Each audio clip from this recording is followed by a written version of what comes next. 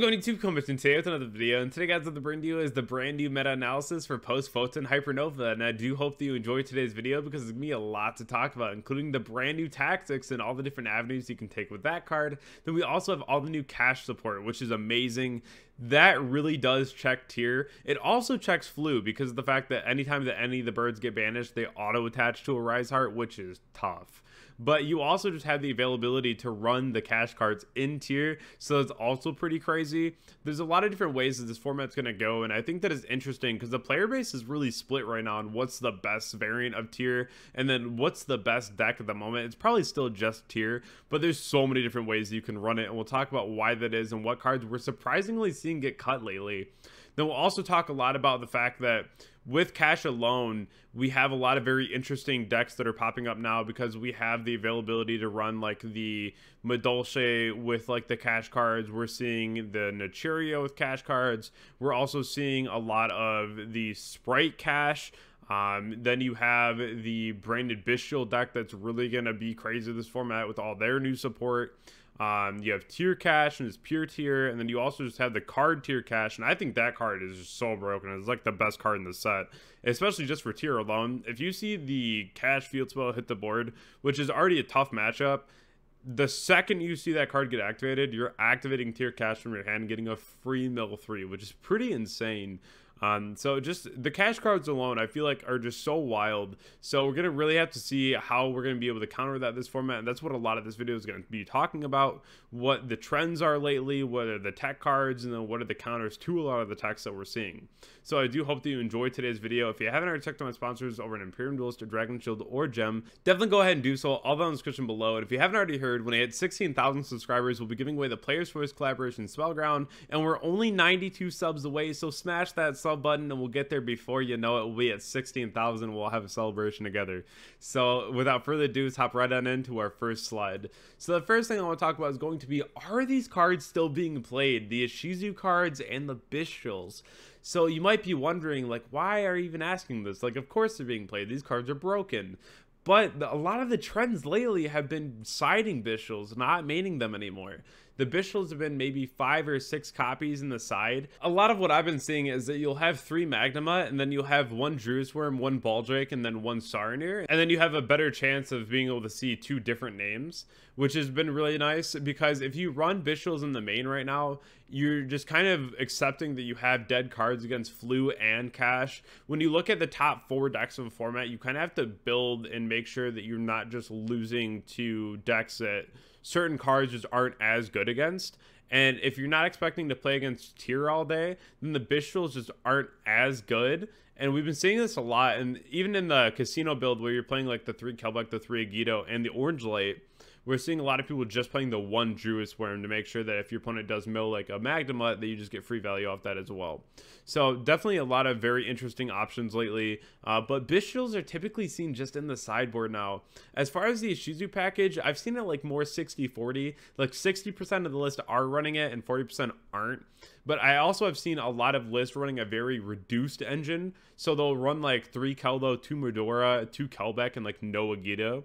So definitely interesting because there's just a lot of different ways that you can run tier now.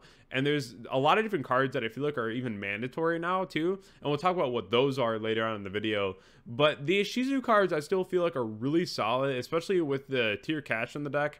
If you want to go ahead and use that right away, you really want to hope that you can see like a Kelbeck or an Agido, especially if you're not playing against tier. It's just all free mills, and then you really want to make sure that you're capitalizing on your mills. And if you don't play the Ishizus, your mills just feel a lot worse. So definitely interesting, and we'll have to wait for Vegas to really see how people are going to be adjusting to the new format. And I think post-Photon Hypernova is going to be definitely an interesting one. Tier is definitely still going to be the best deck, I think, but there's a lot of other contenders now, so it'll be an interesting format for sure moving forward. Talking about something that I think is a really important note that I don't know if a lot of people know. So the XCs on the right here is going to be locking down zones. This is something that a lot of people have been talking about lately. Either you can get like your entire back row locked out, or you can get your main monster zones locked out. But what's really important is that the effect to lock a zone is a lingering effect like Dweller.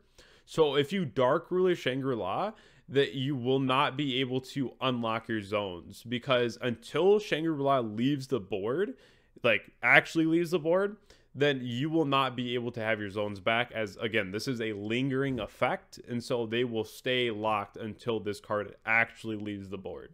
Now, if you Dark Ruler, of course, it's still negated. You can still like kill it with card effects, but again, your zones are still going to be locked. I just want to make sure that's crystal clear, because this has come up in testing where people just didn't know.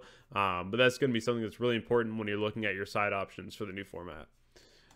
Talking more so about tasking though, and all the different cards that you can really utilize, there's two that are not shown here, and I want to start with those. One's going to be evenly matched. I still don't think that it's as good enough just for the format alone. I just really don't like evenly as a card having to waste your battle phase. There's a lot of situations where that's not going to be enough for trying to break a lot of the boards, and if you can't really deal with an entire board without having a battle phase, then you probably shouldn't be playing evenly, especially if you just know that's going to get like negated. But there's a lot of other options that you can run that aren't just evenly that are going to be really effective as well. The other card is going to be something new out of Post-Photon Hypernova. It's called Outfitters. This card is essentially Lullaby of Obedience. You can go ahead and target a card in your opponent's graveyard, banish it from their graveyard, and then you're allowed to add a card from your deck to your hand that's the same name. So if your opponent has like a Tactics in their graveyard, you can use Outfitters to go ahead and banish the Tactics and add Tactics, which is pretty crazy. I like the card a lot in the mirror match, especially if you're playing the tier mirror, and then you can make Dweller a Guido mill your opponent's deck, and then you can go ahead and banish their Perlerino and add a Perlerino. Or if you have them under Dweller, then you can go ahead and banish like a Keldo and then add a Keldo, which is really crazy. So a lot of different applications for this card. The other thing too is that you can go ahead and set things like Dusters. So if you're planning on running like triple Twin Twister in your sideboard, maybe you run like 2 Twin and a Duster, so that you can at least have something for even like Labyrinth or other rogue options, because this is going to be a very immediate card to your hand. Tasking is just such a wild card, being able to get to cards like Tactics, Storm, a free Dark Ruler. Even the second that your opponent uses Shangri-La in the standby phase, you can go ahead and just add Dark Ruler to the board, and then you have a lot less that you have to play through and be worried about. Even Regeki, I'm playing tier, so I'm setting Dark Hole. I think that card's even more insane, just because if you summon like Kit or like a Merly or a Rhino, and then your opponent goes ahead and like imperms it or negates it at any point, you can go ahead and Dark Hole the board, and then you're allowed to go ahead and keep extending. Hand traps are becoming a lot more popular, and we'll talk about what those are in the next couple slides. But I do think that tasking turn 1 is pretty crazy, because if your opponent hand traps you, and then you can add Tactics and then look at your opponent's hand, then you effectively rip 2 cards because you got hand trapped and then you looked and ripped 1. So at that point, your opponent's going to start with 4 cards. And if you're ever using Tactics to look at your opponent's hand and not like draw or take a monster from their board, then your hand's already good enough to go ahead and make your own board. So there's a lot of very cool applications beyond tasking, and I think this card is going to be definitely menacing moving forward. But I do want to make a quick note too, is that I've seen a lot of lists start to cut tasking already as well, and this is going to be a really interesting conversation, because I've heard a lot of split opinions on this card as far as if it will be that good or if it will be played at all. I think that it's going to be heavily played, but we've seen the same thing with Triple Tactics, is that this card was really crazy for a while, and then all of a sudden it just fell out of the meta completely. And so we'll have to see exactly what happens with tasking. I think that it's going to be a very good card. I think that it's going to be very heavily played, but I've been hearing a lot of conversations of, is this card really good or is it just very mid? So we'll have to see exactly how it performs in Vegas. So the next thing I want to talk about is going to be tier cash. I think that this card is just absolutely bonkers. This is something that you really want to make sure that you keep in mind. Just know that the second that you enter the main phase against tier, that this card has the opportunity to come down at any time, and it's very easy to just go ahead and summon. So definitely think about that before you move into the main phase, because this is a quick effect only in the main phase. So if you have anything that you can do in the draw or standby to properly set up for something like this, make sure that you are doing so. Especially like if you have a hand in, let's say, tier and you're playing the Ishizus, where you can open your turn with like Keldo pitch Mudora, or like Mudora pitch like an Agido or a Kelbeck, that you're taking that opportunity to at least summon the Keldo or Mudora, so you have a option to shuffle back whatever is milled. I think that with the new set dropping, this is going to catch a lot of people off guard, but it is something that is only a quick effect during the main phase, and then on summon you get the option to mill either your own deck or your opponent's. So just kind of keep that in mind whenever you're playing, that this is going to be a looming threat when you play against tier. Cash can use this card and then mill, but it's only really good if you open up like a berth anyway. But if you are playing like the tier cards, obviously this is a pretty crazy effect to go ahead and just hop this whenever. Talking more so about direct outs to cash if you go first. Cards like Book of Eclipse, Book of Moon even. Book of Lunar Eclipse is cool if you're playing a Guido and Kelbeck to just get free mills off the discard. And then you also have Meta Noise and tier to go ahead and Book of Moon a cash. This is effectively just GG the second that you book the first cash. So definitely keep that in mind. This is a really important interaction against cash. Of course, if your opponent has like a super crazy hand, they might be able to play through this a bit, but it's definitely going to be really hard when you already have a full board and all you do is waste like a Book of Moon or like your Meta Noise to book the first monster. It's going to be real hard to play through. So just keep that in mind, that you always want to make sure that you can keep the cash on board, whether it's face down, whether it's negated. Because if your opponent has a unicorn, you don't want them to be able to summon like the Fenrir or vice versa. You do run into the issue where if you do negate it and they have Papaya, then they can go ahead and extend from the deck. So just kind of keep that in mind too. But if you are able to just Book a Moon, the monster, when it hits the board, usually it's already a GG. So playing against cash going first, usually pretty easy. Playing against cash going second, it gets kind of hard. Usually I'll save my imperm just for the Mind Hacker, but you also have the option to go ahead and just imperm Unicorn because it's essentially Eglin. Sometimes if you imperm the Unicorn, they just pass. Other times you imperm the Unicorn, they just activate Papaya. So it really is a 50-50 because it's kind of the same thing with like Advent, right? If you imperm the Eglin, they use Advent, then you just like lose anyway. But if you imperm the Eglin, it goes through, then you just win the game. It's kind of the same situation because if they can't get the Birth or Papaya, then it's just a really awkward game.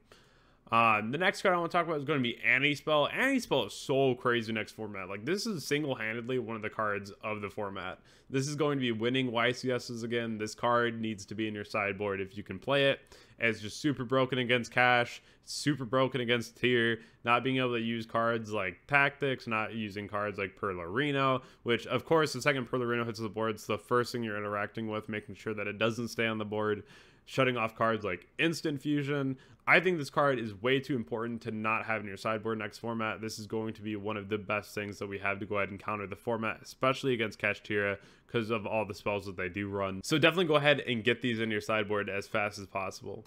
The last thing I want to talk about is going to be the hand traps that I think are going to be a necessity in your main deck no matter what. Is going to be main decking 3 Nibiru and 3 Imperm. I think these cards are just really insane. Against cash, you auto win with Nibiru. It just breaks the entire board. If you're playing the Tier Mirror and you have Nibiru in your main deck, the best thing that you can get out of this is going ahead and Nibiruing the Abyss Dweller, so you don't have to worry about that either. And then you have cards like Imperm for Kit. You have Imperm for the Mind Hacker or the Unicorn. If you're playing against Fluanderies, of course, you can Imperm the Eglin. If you're playing against Sprite, then you can just Imperm the Gigantic. If your opponent is going for like the Gishki combo, then of course Imperm is safe to use because at that point they have a monster negation on the board, and so they aren't really worried about cards like Nibiru. But if you do have Imperm, that's pretty cool then, because you can go like, of course, Nibiru Imperm, which is always the god hand. But these are definitely just going to be the best 2 hand traps next format. I'm really not a fan of Ash. I wouldn't run it, because if your opponent has Unicorn, they use effect, you Ash it, or if you Ash like Papaya and then they rip something out of your extra deck, it's just going to be rough. And especially like if you're playing Zeus, I've been seeing a lot of people playing 2 Zeus or siding 1, because every single time the opponent's able to Mind Hacker, they're just going to rip Zeus, because that's the easiest way to wipe the board. So if you can play 2 Zeus, I do recommend playing 2 Zeus. I think that it's going to be the best way to crack most boards. But overall, Nibiru Imperm, the best cards that you can run next format as far as in the main deck hand traps. I do hope that you enjoyed today's video, and if you did, definitely go ahead and leave a like, subscribe to the channel so we hit our 16,000 goal. If you haven't already joined my Discord, Twitch, Twitter, Instagram, definitely go ahead and do so. And if you want a coaching session or a Metafy, definitely go ahead and check it out. And if you have any questions, PM me on Discord, and I hope that everyone has a wonderful night, and I'll catch you all in the next video. Thank you.